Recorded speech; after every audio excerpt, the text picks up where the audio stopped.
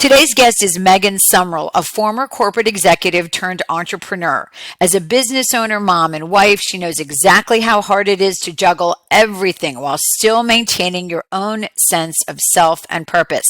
As the CEO and founder of the Pink Bee, she took her 20-plus year career and applied it to all things time management, organization, and productivity. She is the creator of the Top Program and Top Planner, a program and planner that teaches planning and time management. Megan, welcome to the program. Thank you so much for having me. It's such a treat. Well, you just made the cutoff because you just turned 50, right? I did. Well, okay. I turned 50 last year. So okay, but you're like, so you're in the, welcome to the club. Thank you. Glad to have you. And I think that one of the things that interested me about you when I met you and then, followed you online is that you continue to reinvent yourself, which is what this podcast is about, which is constantly not thinking I'm just this one thing, but I can do other things. So let's talk about your journey. Talk to me about just, the basics, where you grew up, how you kind of got into your first major career and where it led you. I landed into it accidentally. So I am the youngest of three girls, and my dad was in the Marine Corps for 30 years. So grew up traveling quite a bit and was very fortunate and blessed to be raised by two parents that just instilled in my sisters and I, you can do it. There's no limitations on you with what you want to do. I remember my dad telling my sister very young after an international flight, she was taken by the flight attendants and got off the plane. She's like, Dad, when I grow up, I want to do that. And his response to her was, why don't you just be the pilot instead? Oh, I like that. Yeah. Okay. So, I was very fortunate to always at home feel like, well, I can do whatever I, work hard, desire to do. Went to school and got a degree in mathematics and operations research. And kind of landed into a software career right out of college. Which I loved. I loved the problem solving aspect of it, and spent over 20 years in tons of different domains in the software space from, e-com to healthcare. I was involved heavily in the whole .com startup and then spent my last 7 years in corporate in the aviation space, which was fascinating. But found myself most often being one of the only women in the room. Yeah, a lot of the women on our show have that same experience. And I had remembered I was speaking at a software conference maybe about 15 years ago, actually longer than that. I'm getting old, probably 20 years ago. And I had on, a suit. It was black pants, but I was showing up in a light pink blazer. And I went backstage to do the mic check and everything. And the gentleman asked me, he goes, do you have a different colored jacket you could wear? And I was like, oh, no, maybe. I said, what's wrong? And he said, well, I'm afraid that the men will find it distracting and not take you seriously. Oh, wow. Wow. And my younger self obliged and took off the pink jacket. My 50-year-old self, now I only show up in pink. There you go. That's a great story. Yeah. But even... I will say I was fortunate to work at companies where I never felt like I wasn't progressing and rising, but there was always this underlying tone of, is she going to start a family? Like this concern, because I started my family much later in life. And when that happened, I just felt this tremendous shift in what I felt like in a corporate setting now as a mom. And it didn't sit well with me. And that really, I feel like, is kind of what started me on thinking, I'd like to find a way out of this, because I just didn't feel very supported. And I felt like I had to hide my motherhood at work. Yeah. I think a lot of women, I know I experienced that because I had kids a little bit later as well. And I was obviously doing it on TV. Yes. Did you feel like maybe they didn't take you as seriously? Like they didn't think you had your head in the game? You weren't available? My head wasn't in the game. They were worried even though I'd never missed a deadline, I felt like there was this underlying fear of, but will she make it? Will she show up on the trip? With no proof to back that up. And I can remember my first visit back to the office. I was working remotely for a company in Virginia. The whole team was kind of remote. And it was my first trip after my daughter was born, and came into the conference room. We had like 5 minutes before the meeting started. And of course I pull out my phone to show a picture of my child to my coworkers. And a gentleman in the room goes, "Oh, is that all you're going to be doing now?" Mm, And wow. I just thought, yet if I felt like if he were to show a picture of his kids, it would be acceptable. Sure.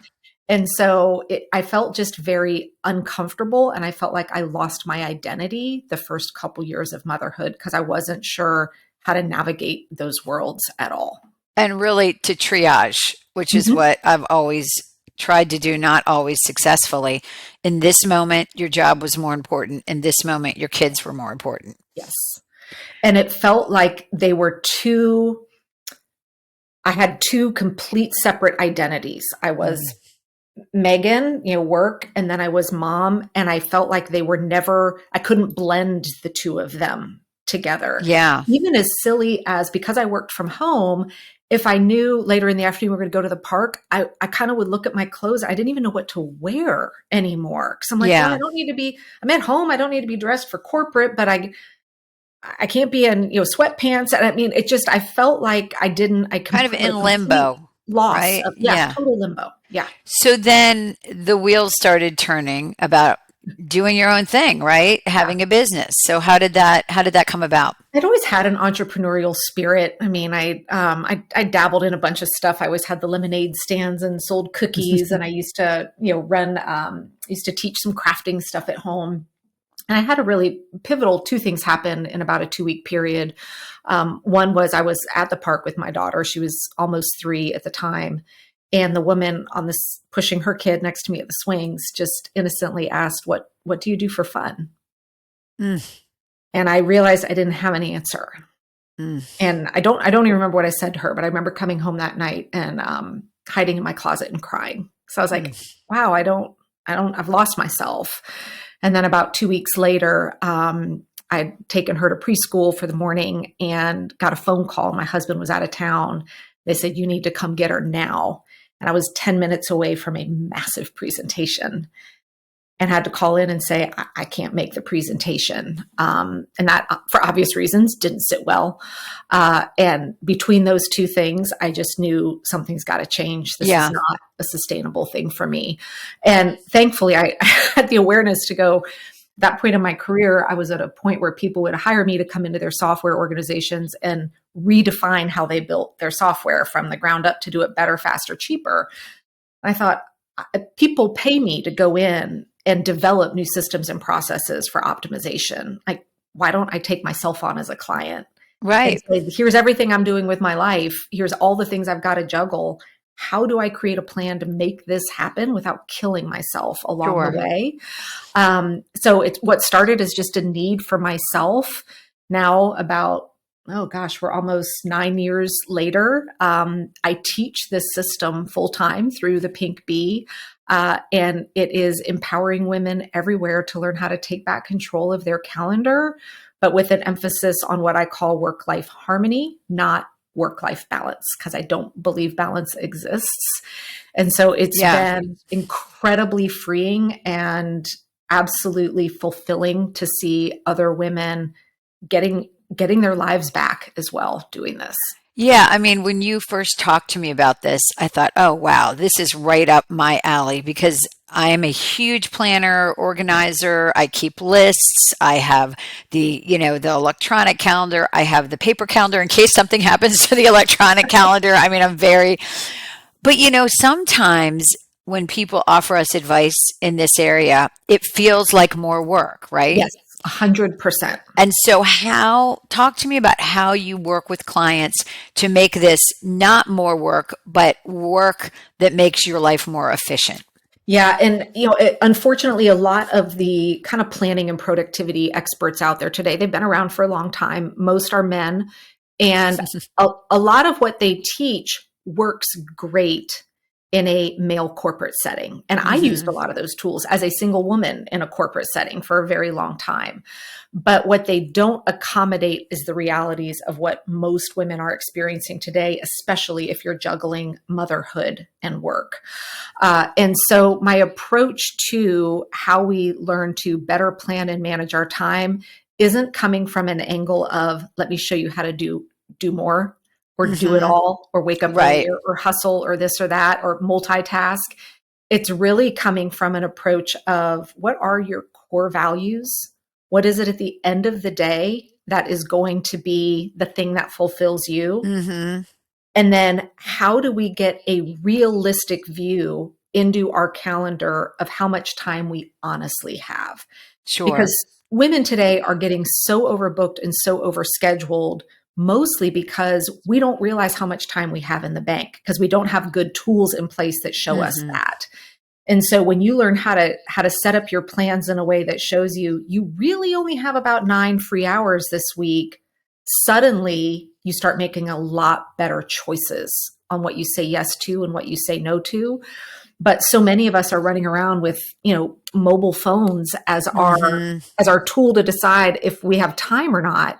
And it doesn't give us a big enough view into our calendar. And so we constantly get overbooked and overscheduled. So my approach to planning is all from this view of we need to get like crystal clear and realistic on how much uncertainty do we have in our lives and how much time is already kind of committed. Accounted for. Yeah, so that we're not saying yes to all these things that we need to, and we're not being unrealistic with what we can get done. Yeah, I remember when my kids were growing up, they're now 20 and 24, but I had the dry erase calendar. And Yes. at first, I did color coded for Mhm. everybody's different activities. And then I was just changing it constantly. And it was getting messed up. So then I started with a old fashioned desk calendar. I hung it on the wall and I used Sharpies. And literally that's what we used for years to be able to track all that. One of your posts the other day I thought was great. And you talked about being busier isn't better, that we have this goal, it seems like in our culture, and it's only gotten worse. And I have a very dear friend from high school who is, she's European, and she and her husband just don't live the way Americans do. They live in the United States, but they don't believe in faster and doing more is better. And she's constantly talking to me about that, about overscheduling. How do you get people to stop overscheduling? So it's my approach to planning is that it needs to start at the weekly level, not the daily level. And Mm-hmm. most planners out there are this, one page per day. And then a lot of productivity experts tell you start your day by waking up, doing your brain dump, Mm-hmm. identifying your top 3, and then do those. And then you can tackle everything else. It just doesn't work for the vast majority of women. Mm-hmm. Because sometimes I have a day that's 100% full of being a mom. And so the important things for business aren't getting done, or it's a day just full of meetings. And so some other things aren't getting done that way. But when we take this holistic view of planning out our week, including a couple key elements, one is what are you already committed to? The second is, and most people don't visually put this into their calendar, when are you not able to be working on your traditional to-do list, right? We all have pockets of time. Like for me, I get up very early, but I'm not available for to do things till about 9 a.m. But I'm packing lunches, I'm making breakfast, I'm driving to school, I'm walking dogs, all of that. And then the afternoon rush. But most of us aren't putting that into our calendar. So it Mm-hmm. looks like we have all this free time. And then the third thing that goes into your weekly plan every week before the rest of your to-do list is time for yourself. So it's really switching that prioritization of instead of saying, I'll get whatever time is left over. Mm-hmm. And so I actually have appointments in my calendar to do the things so that I can answer the question, what do you do for fun? And once we get those 3 things in, now we can start layering in, okay, what's everything competing for my time this week? And how can I create efficiencies by maybe going out one day and running all my errands instead of doing one every single day? And so when we layer all that into our plan for the week, instead of just having traditional appointments, if someone were to call me today and say, hey, are you free on Friday, to go have lunch? My traditional calendar might show I'm free. So I would say yes and get overbooked. But when I look at my plan for the week, I might see, you know what? Friday from about 11 to 1 was when I was setting aside time to work on a project that's really important to me. So if I say yes to that, that means this project is going to go on the back burner again. And so if we're only operating from this to-do list, we don't see the impact of what we say yes to. We're not seeing how that's constantly putting other stuff, pushing it to the back. And it's usually the stuff that makes us feel whole and complete. Yeah, I now that I have my own business and I'm not working for somebody else, I realized that I can't do more than three big things in a day, and that's social or work. So I Mhm. realized that if I have a day where I have four things scheduled, I have to get rid of one of them because I'm not going to be able to give my energy in the way Exactly. that I want to. One of the things I love that you told me as well is how you employ working moms Yeah. all over the place. They're all remote. So talk to me a little bit about that philosophy and and how you run your business. Yeah, so I have three amazing women on my team here at the Pink Bee. I'm blessed to have all of them. One happens to be in Nashville right now. They move a lot. One is in Utah and one is in Buenos Aires, and all three are young moms, younger than I am, with younger kids. So we're talking like toddlers to elementary school. They each have two children. They are in the trenches. But we really practice what we teach at the Pink Bee in terms of how we plan and manage our time, which is we're always trying to work ahead instead of being in just in time mode where, okay, what we're Mhm. doing today has to get done today. So that really, I want everyone to be able to, if they wake up one morning and they've got a sick kiddo or there's a need outside of work, that the business functions 100% fine because the work that they're typically working on any given day is for things we don't need for another 2 or 3 weeks. And I mean, there always is like customer support is a daily process, but we have it so clearly documented that if somebody needed to step away for the day, anyone else on the team can jump in and support them. And so I think that my goal with the business is to push the envelope to say, how big do we grow this? With I only work 20 to 25 hours a week. I take the summers off. No one on the team is full time. But how big can we grow this company while still prioritizing individually each of our core values and not just working harder and working more? And it's been really cool to see. We've kind of blown past what a lot of people said we'd ever be able to accomplish so far. Well, congratulations. That's fantastic. So Yeah. you have done a lot of transformation, and that's what this podcast is about. And you help other women transform. A lot of women after a certain age feel stuck, especially if they're leaving the corporate world. They may not feel relevant. They may feel unseen. They may not feel like, they don't know what the next chapter is, or even if there is a next chapter. What kind of advice would you give to women who are feeling that way, who feel like, you know what, I've got more in me. I'm not done yet, but they haven't figured out what that more is? Yeah, and I always love hearing what all your guests say to this. I'm fortunate that I was raised by parents that inspired me that way. My mom published her first book in her 60s and is about to publish her second at age 80. So I've seen firsthand that age is just a number. And when I was going, kind of my mid 40s, really trying to figure out what do I want this next stage of life to look like, I always tell people go back to like your 8-year-old self and think about when someone said, what do you want to do when you grow up? Or maybe the thing you were almost too embarrassed to say, tap back into that. Because when I think about that, when I was 8, when someone honestly, my answer was always what I wanted to say was I always said I want to be an astronaut, which I did. Okay, I was going to say astronaut. Yeah. But deep down, I also thought like, how cool would it be to be a president? Now, Hmm. granted, I have no desire to be in politics or that, but what I wanted was I craved inspiring others and leading and being at the forefront of something. And so I'm tapping back into that desire as an 8-year-old, but now it looks completely Different. different. Yeah. I'm doing it in a different way. But I think that we're quick to dismiss our younger selves and those passions and Mm. desires. But I think it's important to connect back into that. And find ways to bring that into your life today. Yeah, I think when I was a guest on your podcast, I told you that I used to have a cassette recorder and I played talk show hosts. So Yes. this would have been like Merv Griffin time, Johnny Carson. I don't remember when Sally Jesse Raphael started, but I really wanted to be a talk show host. And I never really connected it until recently that that's what podcasting is. So I'm like, oh my gosh, I'm here. Yeah, it doesn't Okay. have to look the exact way we No. dreamed it, but we can. pull back to like, well, what is in there that I could Yeah. bring into my life today? Exactly, exactly. So you've done a lot, but I'm sure you have a bucket list. I do. I mean, you're still in the throes of it, as you said, raising Yeah. a family and working. What are some of the things that you would still like to do down the line? Travel is my love language, and I want to do. There's a couple international trips I really want to do with my family. It's my happiest time is when I'm traveling with my husband and my daughter. And so we just booked our first international trip with her, which I'm excited Oh, about. fun. And another one that I'm working towards is I had a lifelong dream of I've always been a musician, but never learned how to play the cello.